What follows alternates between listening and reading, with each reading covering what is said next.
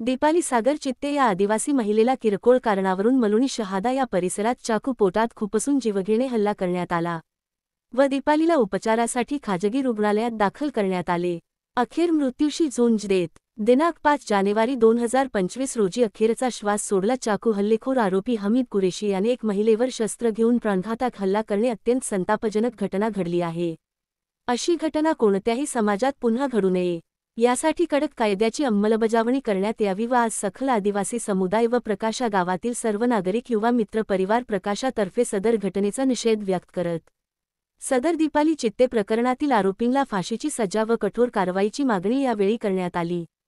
तसेच यावेळी गाव कडकडीत बंद करून निषेध व्यक्त करण्यात आला आहे। माननीय पोलीस निरीक्षक शहादा यांना सादर निवेदन देण्यात आले आहे। ए न्यूज साठी राजू साळी, प्रकाशा। भाऊ, गाव कावर बंद करण्यात आले? गावाचं बंद करण्यात आलं की दीपाली चित्ते ही मुलीवर खूप मोठे अत्याचार करण्यात आलं। ते अत्याचार करण्यात आलं त्याच्यावर आम्ही गाव बंद केलेलं आहे की त्या आरोपीला कठोर शिक्षा करण्यात यावी ही यासाठी आम्ही गाव बंद केलेलं आहे। प्रशासनाकडे तुमची काय मागणी आहे? की त्याला फाशीची शिक्षा द्यावी भाऊ आणि ती दीपाली चित्तेला न्याय मिळावा भाऊ हीच आमची सरकारला विनंती आहे व त्यांनी त्याला कठोर शिक्षा द्यावी हीच सरकारला आमची मागणी करण्यात आलेली आहे। काका, गाव काय बंद करण्यात आलंय?